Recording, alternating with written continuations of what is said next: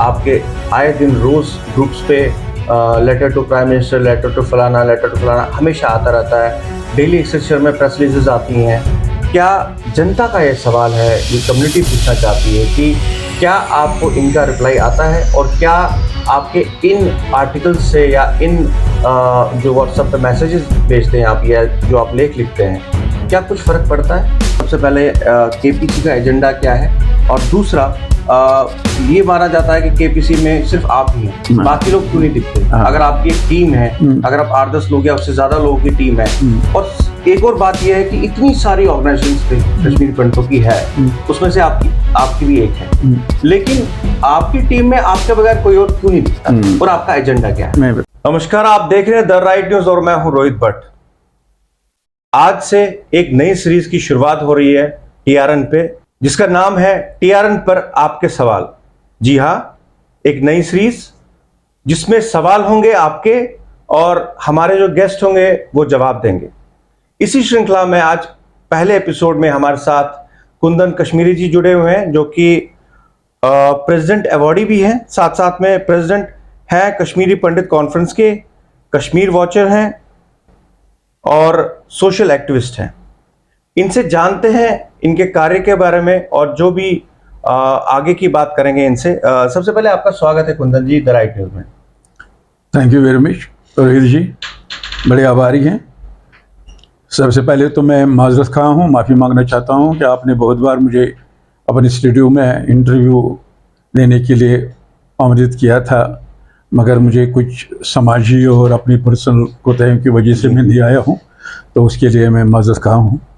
और आज हमें मौका मिला है रूबरू बात करने का जी, और जो भी आपका कुछ सवालात होंगे और समाज के सवालात होंगे, उनमें से मैं कोशिश करूँगा जितने मैं जवाब दे सकूँगा तो दे सकता हूँ। सबसे पहले हमारे जो दर्शक है, क्योंकि ये उन्हीं का प्रोग्राम है, उनके सवाल हैं, हम जानना चाहेंगे आपके बारे में कि कैसे शुरुआत हुई आपकी और क्या एज अ सोशल एक्टिविस्ट क्या क्या कार्य आपने अभी तक किए हैं? देखो, हमारे ज़िंदगी में तकरीबन अब 75 का एज आने वाले हैं, तो इसमें ज़िंदगी में बड़े उतार चढ़ाव रहे हैं।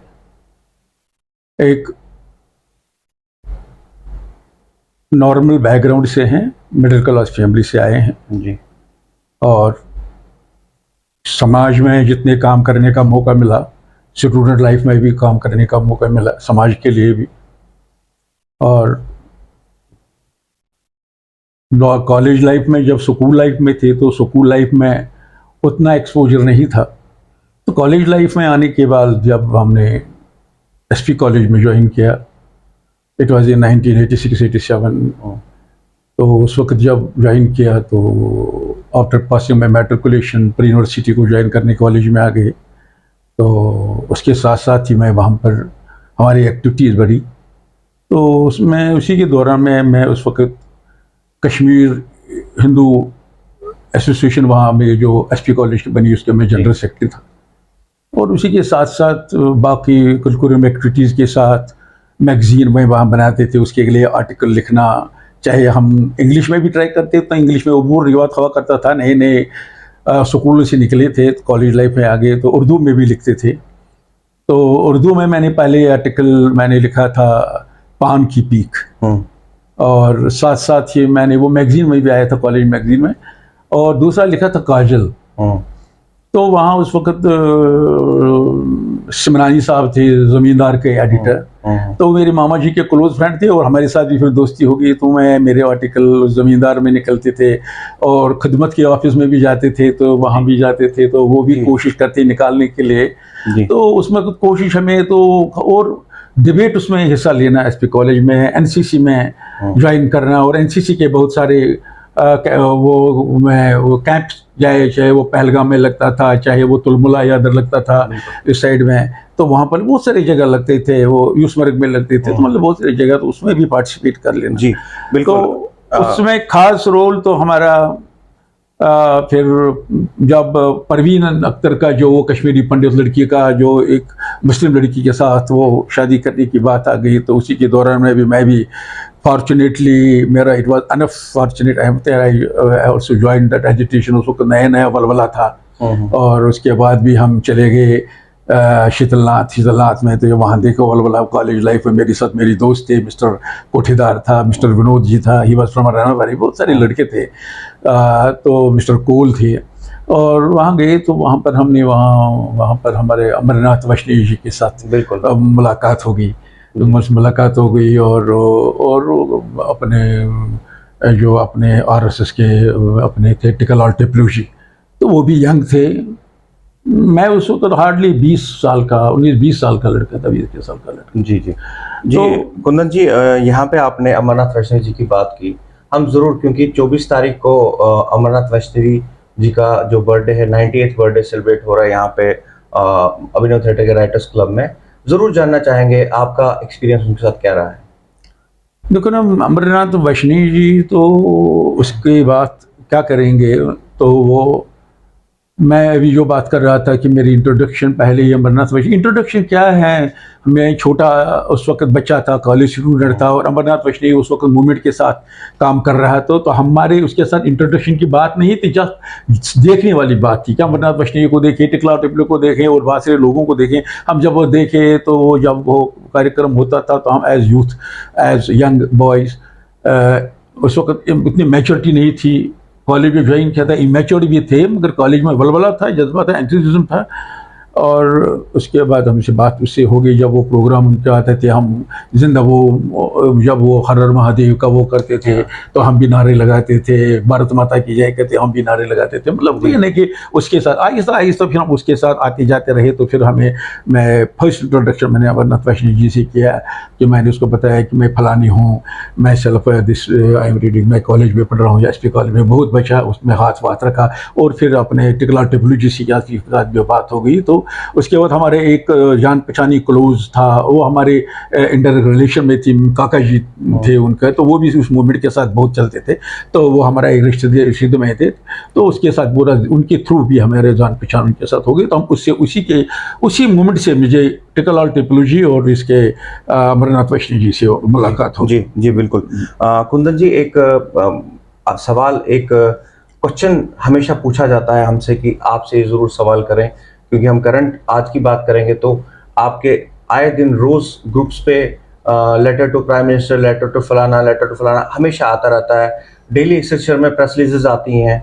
क्या जनता का ये सवाल है, ये कम्युनिटी पूछना चाहती है कि क्या आपको इनका रिप्लाई आता है, और क्या आपके इन आर्टिकल्स से या इन जो व्हाट्सएप पे मैसेजेस भेजते हैं आप, या जो आप लेख लिखते हैं, क्या कुछ फ़र्क पड़ता है, इससे कुछ अचीव होता है? देखो, मैं आपको एक चीज बताने वाली हूँ। आप ये कश्मीरी पंडित कम्युनिटी है, हम वायलेंस पर बिलीव नहीं करते। ओके। हमारे पास कोई साधन नहीं है, peaceful agitation and pen. Right. हमारे पास अगर है तो वो हमारा पेन है। तो हम ग्रूम होते गए, तो हम जबकि इस वक्त हम पर एक डिस्प्लेसमेंट का, जिसको माइग्रेशन बोलते हैं, जब उसका जो कहर पड़ गया है, तो उस वक्त भी हम लोगों ने कोई ऐसा वो हरकत नहीं की है यूथ होके कि हमने ऐसे नहीं किया। हमारे बच्चों को भी हमने इजाज़त नहीं दी, खुद भी नहीं किए। तो हमारे पास एक ही साधन था, एक peaceful demonstration and pen. Okay. Pen के द्वारा ही हमने जो जितना स्ट्रगल आज तक हमने जो कुछ हमने अचीव किया, या कुछ लोग उसको बोलते हैं कि आप लोगों ने कुछ अचीव नहीं किया, अचीव के बारे में वो दोबारा डिबेट हो सकता है। मगर मैं आपको कि जो पेन है, पेन के वजह से ही 30-32 साल हमारी स्ट्रगल जिंदा रही, चाहे वो यूनाइटेड नेशंस के अवानों में या पार्लियामेंट में या अखबारों में या सोशल फोरम पर अदर भी हो गए, वो because of our pen and seminars. वो हम लोगों ने या अपने मेमोरेंडम जाकर गवर्नमेंट को भेजा, अखबार को प्रेस नोट दे दिया, मैगजीन में आर्टिकल भेजा, तो वो हर एक जनता को नेशनल इंटरनेशनल लेवल पर it was because of the pen. मैंने बोला कि पेन मूवमेंट, मैंने हमेशा लिखा है कि पेन मूवमेंट को आगे चलाओ। मेरा पेन मूवमेंट से आप प्राइम मिनिस्टर को मेमोरेंडम भेजो, प्राइम मिनिस्टर को आप ये भेजो, होम मिनिस्टर को भेजो, गवर्नर को भेजो, अखबारों में दे दो, मैगजीनों में दे दो, उनका पहुंचता है। आपको पता नहीं कि आपके पास, मेरे पास प्राइम मिनिस्टर के ऑफिस के लेटर्स है, Okay. जब मैंने कश्मीरी पंडितों को, जितने भी लोग हमें मरे हैं, तो मुझे पीएमओ से लेटर आई है, तो उन्होंने सीबीआई को वो लेटर किया, forwarded this letter to CBI, doctor Jinder Singh ने उसमें दस्तखत किया। Okay. और मैं आपको बताऊं बहुत सारी चीजें, I have near about a dozen of letters, more than a dozen, two dozen of letters जो मुझे पीएम होम मिनिस्ट्री और दूसरी चीज से मुझे आई हैं। अच्छा, बहुत सारी चीजें हैं जिनमें रिस्पॉन्ड नहीं हुआ है, बहुत सारी चीजें बोला है कि हमने गवर्नर को भेजा है, हमने स्टेट को भेजा है, यूनियन टेरिटरी को भेजा है, कोई हमने उस डिपार्ट को भेजा, उन डिपार्ट वालों ने फिर हमें जो एडवाइस किया है कि इसमें इतनी पॉसिबिलिटी नहीं है, हमने इसको आगे ले, हम इन्वेस्टिगेट कर रहे हैं। अब ये बहुत सारी चीजें, देखो ऑफिस वालों को भी अपनी लिमिटेशंस है। Right. हमारा काम, देखो मैं आपको गीता जी का श्लोक एक चीज में बताऊंगा।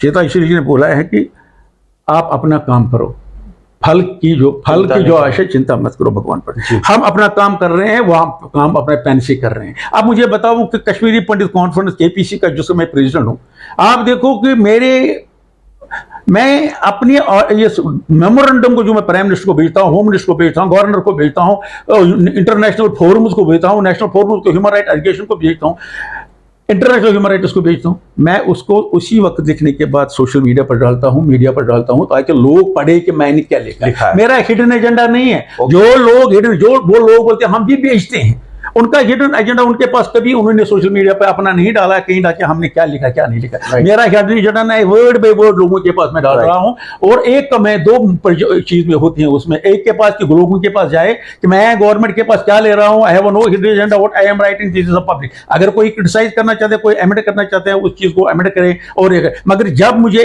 उसके कमेंट्स आते हैं, फोन पर आते हैं, कमेंट्स आते हैं, ट्वीट्स आते हैं, मुझे बहुत अप्रिशिएट लोग करते हैं कि कोई 99% पीपल मैं मेरे चीज को अप्रिशिएट करते हैं। और मुझे ये मैं बताऊंगा कि जो मैं ये काम करता हूं, दूसरों को भी अपील करता हूं कि पैन अपना उठाओ, और हमें सब ऑर्गेनाइजेशनों को पैन उठाना चाहिए। हम जितने पढ़े हुए लोग कम्युनिटी, हमारे पे पैन के बगैर कोई इशारा नहीं है। मैं अप्रिशिएट करता हूं कि जो मेरा पैन है, जो मैं गवर्नमेंट को कश्मीरी पंडित कम्युनिटी के लिए इस्तेमाल करता हूं, उसके बड़े फ्रूट्स हैं और आज तक उसके बड़े परिणाम निकले हैं, और मुझे उम्मीद है आगे भी परिणाम। बिल्कुल कुंदन जी, आपने ये एक्सप्लेन किया कि जो जनता का सवाल था। एक और सवाल जनता का ये है कि सबसे पहले केपीसी का एजेंडा क्या है, और दूसरा ये माना जाता है कि केपीसी में सिर्फ आप ही हैं, बाकी लोग क्यों नहीं दिखते? अगर आपकी एक टीम है, अगर आप 8-10 लोग या उससे ज्यादा लोगों की टीम है, और एक और बात यह है कि इतनी सारी ऑर्गेनाइजेशंस कश्मीरी पंडितों की है, उसमें से आपकी भी एक है, लेकिन आपकी टीम में आपके बगैर कोई और क्यों नहीं दिखता,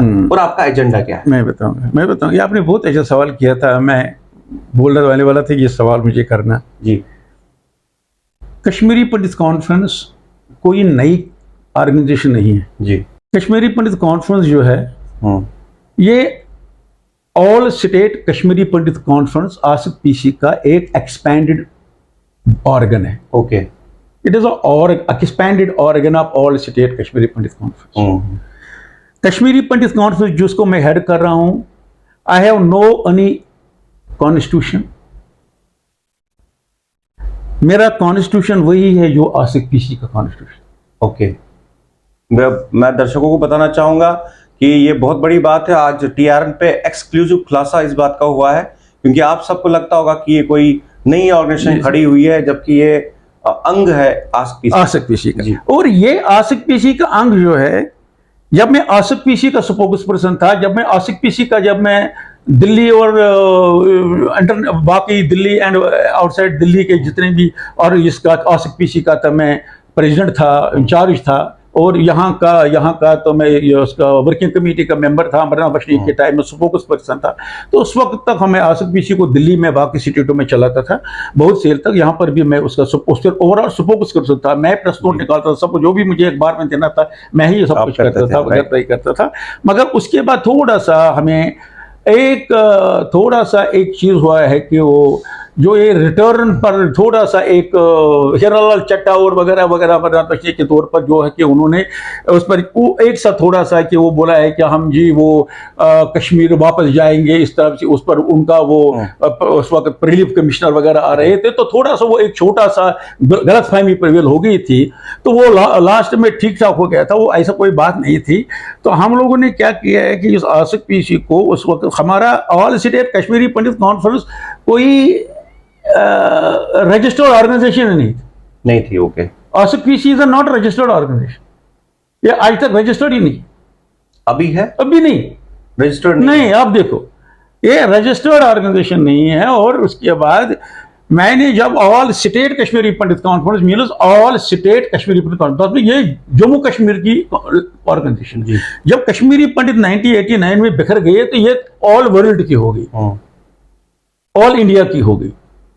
तो मैंने उसको कश्मीरी पंडित कॉन्फ्रेंस को थ्रू आउट इंडिया के लिए मैंने उसको रजिस्टर कर लिया है as a Kashmiri Pandit conference. मैंने बोला अगर इसको ऑल स्टेट में करूं, ये ऑल स्टेट का मतलब हो गया स्टेट का, मैंने उसको Kashmiri Pandit conference through out country के लिए वो किया ताकि हम इसको हटाइए। उसके बाद फिर मैंने दिल्ली में भी उसको चलाया कश्मीरी पंडित कॉन्फ्रेंस को। मैंने फॉरेन में भी कुछ यूनिट्स वहां से जो हमारे बच्चे हैं उनके थ्रू मैं उनको काम कराता रहा। मैं यहाँ भी मैंने KPC का मैंने यहाँ बहुत साल यूनिट खोला।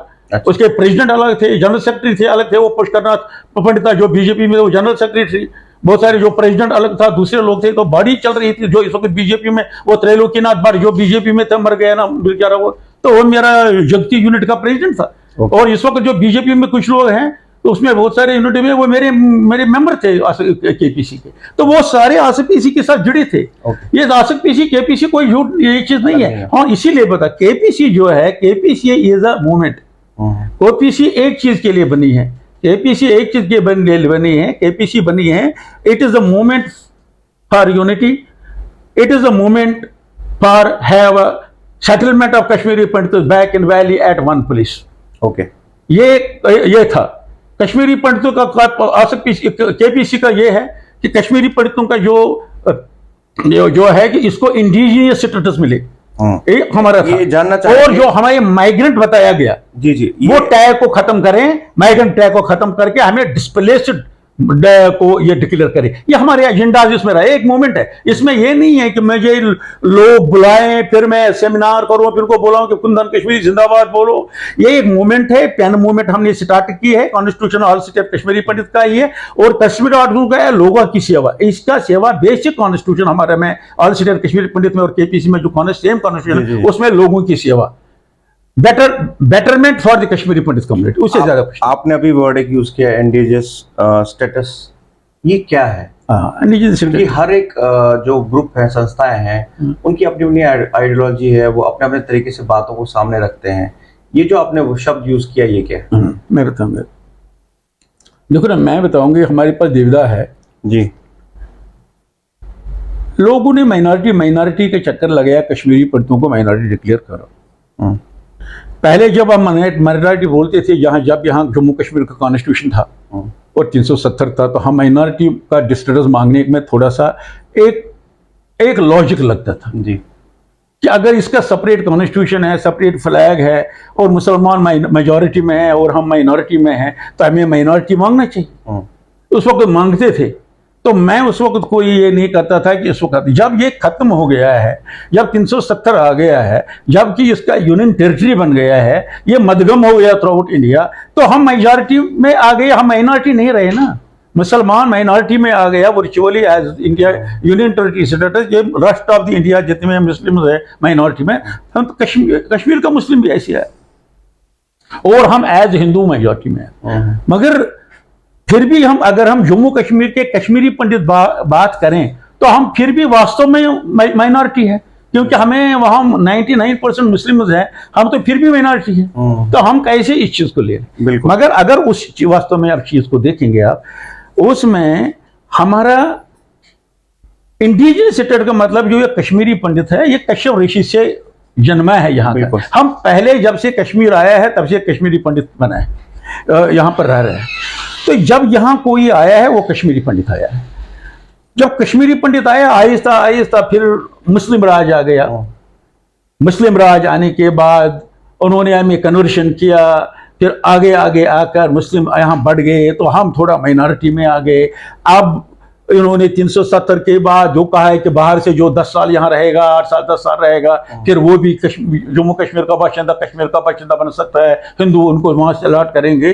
तो जो रियल हमारा चीज है कि हम कश्मीरी पंडित है, एक्चुअल बटा है यहाँ का रियल, मतलब जो रियल एक्चुअल रहने वाला, यहाँ हमारा सारा सत्यानाश हो रहा है कि हमारा पता नहीं लग रहा है वो बिहारी जो अभी यहाँ बसने आ रहा है वो कश्मीर असली यहाँ रहने वाला है, मुसलमान जो अभी बाहर से आया मुगलों ने लाया, दूसरों ने लाया, चंगेजों ने लाया, वो असली है या कश्मीरी पंडित असली है? हम इनको बोलते हैं कि देखो आसाम के स्टेट में, दूसरे जगहों में, वहां कुछ लोगों को, मुसलमान लोगों को उन्होंने इंडिजिनस स्टेट, ये यहाँ के प्राचीन बाशिंदे। ओके। हम इनको बोलते हैं कि हमें प्राचीन भाषा, यानी कि हम बिल्कुल पुराने एक्चुअल रहने वाले लोग हैं, उसको इंडिजिनियस स्टेटस, हमें पुराने लोगों का स्टेटस यहां दे दो, रहने वाले हैं, उसका एक स्टेटस है इंडिजिनियस स्टेटस। उससे क्या होता है कि जो इंडिजिनियस स्टेटस में हुकूक है, हमें एज माइनॉरिटी नहीं मिल सकता, मगर इंडिजिनियस स्टेटस में हमें मिल सकती है। हम यहाँ पर उसमें हमारा जैसे माइनॉरिटी स्टेटस में हुकूक है, इसी तरह पे भी इंडिजिनियस स्टेटस में पॉलिटिकल रिजर्वेशन हो जाएगी, इकोनॉमिकल स्टेटस हो जाएगी, सोशल सेफ्टी मिल जाएगी, इकोनॉमिकल सेफ्टी मिल जाएगी, वो उन चीज में हमें मिल सकती है। उसमें सबसे इंपॉर्टेंट यह होगा, उससे यह पता हो जाएगा कि अगर कश्मीर का कोई ओनर है तो वो कश्मीरी पंडित है, वो डिफाइन हो जाएगा ये डिक्लेयर करने से। दूसरा ये चीज है, उससे ये चीज हो जाएगा कि हमें मुसलमान कभी नहीं बोलेंगे आप हमारा अमानत है, वो हमारे कश्मीरी पंडित को बोलते हैं तुझ में अमानत, वो तुझ में अमानत, मगर तेलवाइन से मुसलमान तुझ में अमानत, तेल मुसलमान हमेशा कश्मीर मुसलमान बुक से ओरिजिनल तुझ में अमानत बुक कर। इसलिए इंडिविजुअल स्टेटस मिलने से हमें ये लगेगा कि वी आर ओरिजिनल, वो स्टेटस मिलने से क्या we are real Kashmiri Pandit, we are real habitant of the Kashmir and we are owner of the Kashmir. जी कुंदन जी, आपने बहुत सारे आर्टिकल्स लिखे अबाउट जो पीएम पैकेज एम्प्लॉयज हैं, उनकी स्ट्रगल पे, उनके लिए आप हमेशा लिखते रहते हैं, तो आपका इसमें क्या विचार है? क्योंकि हम भी जानना चाहते थे बहुत टाइम से कि आपके लेख तो आते हैं इनके लिए या इनके लिए प्रेस में आता है, आर्टिकल्स में आता है, मैगजीनों में आता है। आपका विचार में जो पीएम पैकेज एम्प्लॉयज का पैकेज है कहां तक सही है? पैकेज बेसिकली ये एक अनफॉर्चुनेट प्रॉब्लम है। उस वक्त जो कि बेसिक तौर पर उस वक्त कोशिश थी कि जब वहाँ से आ गए तो गवर्नमेंट हमें सेंट्रल डिपार्टमेंट में सर्विस दे दी, तो उसके लिए हम लोगों ने बहुत कोशिश की, मोटिवेट कर ही रहे थे इन द बीच में। तो बीच में ही कुछ ऐसी कश्मीरी पंडितों का अंदर अंदर से, जबकि हम सोच रहे थे कि हम अभी सेंटर में नौकरियां ले ले, बाकी उस वक्त दिल्ली में कंट्रोलेक्चुअल पर टीचर लग गए, दूसरी जगह लगा दिए गए, आहिस्ता आहिस्ता सेंट्रल डिपार्टमेंट नौकरी मांग रहे। इसी दौरान में मनमोहन सिंह ने वो एक पैकेज बना दिया, पैकेज बनाया था। उन्होंने एक इनडायरेक्टली एक प्रॉक्सी खेली कश्मीरी यूथ के साथ, कश्मीरी पंडितों के साथ। जब हम सेंटर में इंपॉर्ट मांगते तो उन्होंने कश्मीर को एक प्रॉक्सी खेली कि इनडायरेक्टली रिटर्न कश्मीरी को कैसे करें, कि हम उसने एक लॉलीपॉप दे दिया कि हम सर्विसेज दे देंगे इनके यूथ, हम इनके यूथ को भेजेंगे। तो लॉलीपॉप देकर 6000 पोस्ट उनको किया है, 3000 कश्मीरी सेंट्रल गवर्नमेंट दे देगा, 8 स्टेट गवर्नमेंट 8 करेगा। तो उन्होंने ऐसे एक प्रॉक्सी खेली। उस वक्त कश्मीरी पंडितों पर एक बहरान आया था, हमारे पास फाइनेंसेस नहीं थे, पैसे नहीं थे, जमीन ले ली गई थी, दुकानें ले ली गई, कुछ नहीं था, कैंपों में बैठे थे। तो यही रिलीफ 500 800 1000 रुपये था, आज तो 13,000 है, उस वक्त 1000 था, फिर 500 था, फिर 2000 3000 था। तो उस वक्त नौकरी करने के लिए लाले पड़ गए थे, सेंट्रल गवर्नमेंट नौकरी नहीं दे रहा, यहाँ लड़के ओवरेज हो रहे थे, तो परेशानी हो गई थी। करते थे यहाँ से सेंट्रल गवर्नमेंट मांग रहे, तो वो अपनी पॉलिसी, वो रिटर्न पॉलिसी कर रहे थे, हम उनको वहां नौकरी मांगते थे। तो बहुत सारी दुविधा थी। इसी कश्मीर में जो ये लॉलीपॉप आ गया बीच में, तो जो बिल्कुल जरूरतमंद लोग थे, जो सेंट्रल हिंदुस्तान के मेन स्ट्रीम में जो स्किल नहीं रखते थे, टेक्निकली नहीं थे, इंजीनियर नहीं थे, जो एजुकेशन में थे, एकेडमिकली तो ये थे, तो बेचारों को बोला था अंग्रेज भी हो रहे हैं वगैरह, इन्होंने तो उन्होंने आहिस्ता आहिस्ता इसमें कदम रखा। ऑल्दो हम लोगों ने बहुत कोशिश की, मैंने यहाँ जम्मू, उस वक्त कश्मीर में भी, यहाँ जम्मू में भी, दिल्ली में भी हम लोगों ने मैंने अपने कॉन्फ्रेंस बुलाए हैं, वहाँ पे कश्मीर समिति के ऑफिस में वहाँ भी बुलाए हैं, बहुत सारी चीज़ों में यहाँ पर आ सकती चीज बुलाए, लोगों को बोला मत दिया। अखबारों में मैंने, आप देखो, अगर आप देखोगे अब उस वक्त के टाइम के 2008 में, आप उस वक्त से देखो, इसके बाद अगर अखबारों में एक्सेप्शन खोल दीजिए, आप फ्रंट लाइन पर देखिए, 2-3 पेज पर देख लीजिए, मैंने उनके पेरेंट को लिखा है, उनके लोगों को चिट्ठियां लिखी, अखबार में दिया, भाई मत जाओ, इस तरह प्रॉब्लम बड़ी। मगर जब वो उनके पास जाते थे, वो अपने बोलते हैं कि हम वी नथिंग, हमारे बच्चियां बड़ी हो गई है, हमारे बच्चे, तो उनका फाइनेंशियल क्राइसिस आ गए और उनकी बेचारों को परेशानी हो गई। आहिस्ता आहिस्ता उनको सोचा था शायद 2 साल 3 साल जाएंगे, उस वक्त हमें माइग्रेंट स्टेटस मिलेगा, डिस्प्लेसमेंट स्टेटस में, पर वो मिला नहीं है, तो उनको वहाँ परेशानी उठानी पड़ेगी 10-12 साल। उन्होंने अंदर से मुझे रिटन रिप्रेजेंटेशन वहाँ के बच्चियों ने भेजा है, 100-150 लड़कियों ने वहाँ रिटन एप्लीकेशन में मुझे भेजे हैं रिटर्न करके, और उसमें अपना नाम, अपना टेलीफोन नंबर, अपनी ड्यूटी कहाँ की साइन किया है, बच्चों की मैं बोल रहा ऑलरेडी। उन्हें बोला कि कुंदन जी हमारे अमरीका, मैंने होम मिनिस्ट्री से वो बात उठाई, हमने उठाई है। उस वक्त हमने पार्लियामेंट्री में होम मिनिस्टर, फिर दूसरी मीटिंग हो गई MSO, और उस वक्त जितेंद्र सिंह था, उसके साथ उठाया, मैंने उस वक्त उठाया था। उस वक्त यहाँ के भी कुछ लोग थे उसमें, दिल्ली के भी कुछ लोग थे, बहुत सारे उसमें सुनील शक्दर जी थे, और कक्षी समिति के वहाँ से विजय जी थे रैना जी थे, और यहाँ पर मिस्टर RK भट्ट वो भी था। वो सर मैंने उठाया लेडीज का, मैं वो परेशानी है उसमें से। उस वक्त डॉक्टर जितेंद्र था, दूसरा MSO जो था, दूसरे लीडर्स भाग थे, बहुत सारे था। आपका वो था, मतलब भारती जी है क्या, वो क्या भारती बोलती है अपने बीजेपी के, अपने ये भारती जी थे, बहुत सारे थे। तो उस वक्त भी मैंने वो क्वेश्चन उठा दिया कि भाई उनके साथ परेशानियां बहुत है, आप लड़कियों को कम से कम पहले करो। उस वक्त बहुत सारे उतार चढ़ाव रहा, आपस में ये रहा, और हम उस स्ट्रगल को करते रहे कि उनके साथ परेशान हो। मैं हमेशा उनके साथ हमेशा रहूंगा, तन मन धन मेरा खून का कतरा भी उनके लिए रहे, तो मैं उनके हमेशा साथ हूं, उनको तकलीफ होने नहीं दूंगा। मगर वो परेशानी के मारे बेचारे अब बड़े हो गए, अवरेज हो गए, उनको वापस जाना, अभी उन्होंने बहुत स्ट्रगल की यहाँ, बहुत 1 साल तक कम से रहे। मैं 1 साल तक तकरीबन 3-4 बार यहाँ आया, उनको एड्रेस किया। मैं दिल्ली में गवर्नमेंट के पास गया, मैं वहां पे मिनिस्टरों के पास गया, होम मिनिस्ट्री में गया, सेक्रेटरी को मिला, मैं जितेंद्र सिंह को मिला, मैंने उनको रिक्वेस्ट किया। उन्होंने सिर्फ यही बोला है कि इसके लिए ये पॉलिसी मैटर है। वो हमेशा सिर्फ पॉलिसी मैटर की बात, मैं उनको कन्विंस बहुत ईज करता था। मैं इनको लोगों को उनको बोलता मैं ट्राइंग, वी आर ट्राइंग। हमने उनको वहां जाकर एश्योरेंस भी थी, we will try for that. हमें उम्मीद थी कि शायद गवर्नमेंट करेगी, मगर जब गवर्नमेंट ने बोला कि ये पॉलिसी मैटर है, वो एडमेंट रह गए हैं, बिकॉज पॉलिसीज के ताकि हम कश्मीरी पंडितों को वापस ले लें। तो बीजेपी का पूरा साथ नहीं मिला है, पूरा बीजेपी का साथ है, उनको हमदर्दी है, मगर जो ये वापस लेने की जो इनका योजना है कश्मीरी पंडितों को, ये वापस लेने की योजना इनकी डिफेक्टिव है, ये प्रॉपर नहीं है। जिस तरफ से हम वापस लेने की पहल कर रहे हैं कि one place settlement at the land of Kashmir जो है, उस तरफ से बात करें। हालांकि इस एजेंडा को जो हमारे यहाँ जो बीजेपी का जो यूनिट है, सिटी जो कश्मीर सेल है, जो कश्मीरी सेल जो है, उन्होंने भी तो माना है कि वन प्लेस सेटलमेंट, जब उन्होंने रेजोल्यूशन पास किया, उसमें भी जहां जम्मू कश्मीर बीजेपी के वाइस प्रेसिडेंट और दूसरे लोग भी उस वक्त उन्होंने एक्सेप्ट किया है। बहुत सारे लोगों ने, जब हमने ये स्लोगन दे दिया है कि वन प्लेस सेटलमेंट, और उसके लिए बहुत सारे लोग यहाँ एबनो थिएटर में बहुत सारे 5-10 8 2 कश्मीरी पंडितों के आए, उन्होंने भी उसको लहवा किया है। उन्होंने बोला कि ये वन प्लेस सेटलमेंट बहुत इंपॉर्टेंट है, लेबल है, और हमें चाहते हैं कि एक जगह हमें बसा दो, वहां पर ही इकोनॉमिकल सेटलमेंट हमारी करो, हमारे एजुकेशनल सेटलमेंट वहीं करो, और आहिस्ता आहिस्ता लड़कों को हम we want to live in Kashmir, but we don't want to go to the particular places, own village,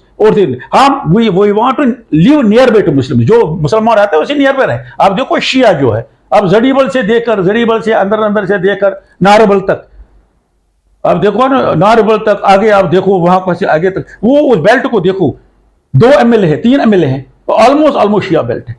वो 2-3 लाख शियाज है। क्या अगर वो शिया एक जगह कम से कम, वो तो ऑलमोस्ट वो कश्मीरी, वो मुस्लिम ही है इनडायरेक्टली।